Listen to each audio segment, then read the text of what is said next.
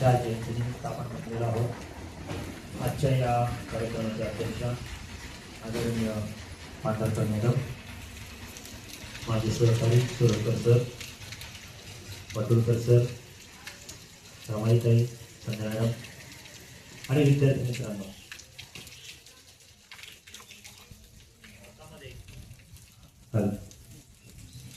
भारतामध्ये अनेक महान सुपुत्र जन्माला आले।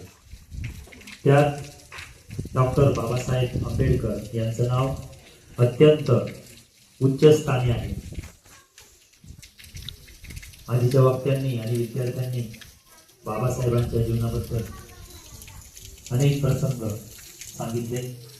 वाटोळकर सरांनी अतिशय हृदयस्पर्शी अशी बाबासाहेबांच्या जीवनातील मॅट्रिकच्या परीक्षेचा प्रसंग सांगितला। लक्षात ठेवा, ताट बसा सगळ्यांनी। विद्यार्थ्यासाठी शिकण्यासाठी बाबासाहेबांच्या जीवनामध्ये खूप काही आहे। महाराष्ट्र शासनाने बाबासाहेबांनी शाळेत प्रवेश घेतला तो दिवस देखील शाळा प्रवेश दिन म्हणून आपण साजरा केला होता।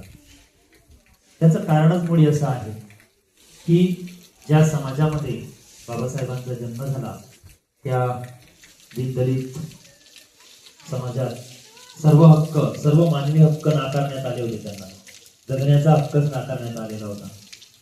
अशा या समाजामध्ये जन्माला आले आणि कुठलीही परिस्थिती अनुकूल नसताना इथपर्यंत पोहोचले, हे विलक्षण आश्चर्य आहे। विलक्षण आश्चर्य आहे, कारण जनावरांसारखं जगण्याचं तेवढाच अधिकार फक्त या समाजाला, जातीला दिलेला होता। आणि अशा परिस्थिती कशी घडली हे आपल्याला कळलंच पाहिजे। बाबासाहेब आंबेडकर यांचा जन्म मध्य प्रदेशातील महू या ठिकाणी झाला आणि त्यांचे वडील सैन्यामध्ये सुभेदार होते।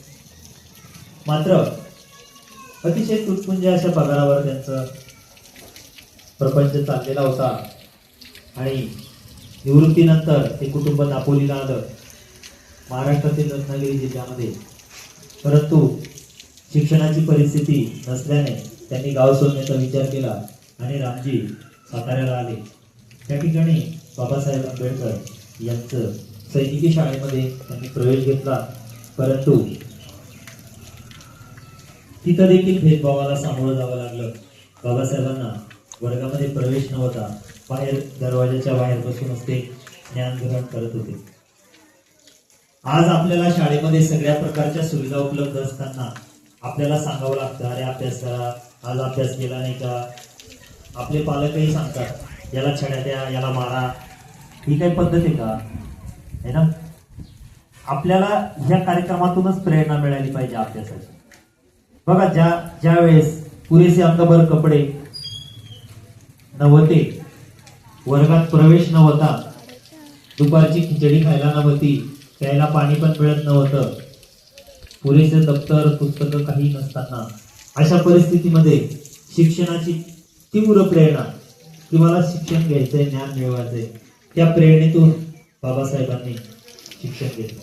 त्यानंतर ते मुंबईला दादरला त्या ठिकाणी गेले पुढील शिक्षणासाठी आणि उच्च शिक्षण घेतलं, मॅट्रिक परीक्षा पास झाले आणि कुठलेही शिक्षणाचं साधन उपलब्ध नसताना, आर्थिक स्रोत नसताना कुठून तरी शिष्यवृत्ती मिळवून बाबासाहेब पुढे गेले।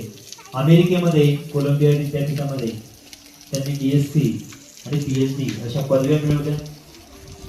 त्यानंतर लंडन स्कूल ऑफ इकॉनॉमिक्स या ठिकाणी देखील त्यांनी प्रॉब्लेम ऑफ रुपी नावाचा एक महान असा ग्रंथ, शोधपर प्रबंध त्यांनी लिहिला। त्याचंच नंतर प्रॉब्लेम ऑफ रुपी म्हणून पुस्तक प्रकाशित झालं।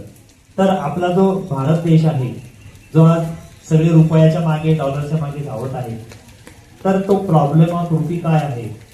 भारतीय अर्थव्यवस्थेचं ब्रिटिशांनी कसं शोषण केलं, ईस्ट इंडिया कंपनीने, त्याचं यथोचित वर्णन त्या ठिकाणी बाबासाहेबांनी केलेलं आहे। अशा प्रकारचं उच्च शिक्षण घेऊन सरांनी सांगितलं की मराठा आणि बाबासाहेब आंबेडकर, मला पहिल्यांदाच ऐकायला मिळालं की असाही काही संबंध असू शकतो। अतिशय छान असा संबंध सरांनी प्रस्थापित केला, तो ऑलरेडी होताच, तर सयाजीराव गायकवाड यांनी शिष्यवृत्ती त्या ठिकाणी देऊन उच्च शिक्षणासाठी बाबासाहेब गेले. परंतु त्या ठिकाणी एक असं अग्रीमेंट होतं की तुम्ही उच्च शिक्षण घेऊन आल्यानंतर तुम्ही या संस्थानामध्ये सेवा दिली पाहिजे. आणि त्या दृष्टीने बाबासाहेब सेवा देण्यासाठी बडोद्याला रवाना झाले. तर त्या ठिकाणी सैन्याचं अधिकारी पद बाबासाहेबांना मिळालं. एक छान असं ऑफिस त्यांचं होतं. मात्र तिथला जो शिपाई होता तो देखील त्यांना स्पर्श करत नव्हता. स्पर्श करणे सुद्धा त्या काळामध्ये निषिद्ध मानलं जात होतं. असा तो काळ होता. इतका उच्च विद्याभूषित माणूस आणि त्याला अशी वागणूक. परंतु बाबासाहेबांनी ते सगळं सहन केलं.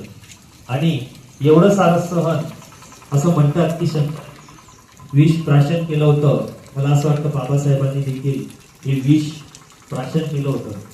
आणि तेवढं करूनही त्यांनी राज्यघटनारूपी अमृत त्यांच्या लेखणीतून ते प्रकट झालं. आणि आपला जो भारत देश आहे गेल्या 75-80 वर्षापासून स्वातंत्र्य मिळाल्यापासून अतिशय दिमाखात प्रगती करतो आहे. याचं श्रेय त्या राज्यघटनेमध्ये दडलेलं आहे.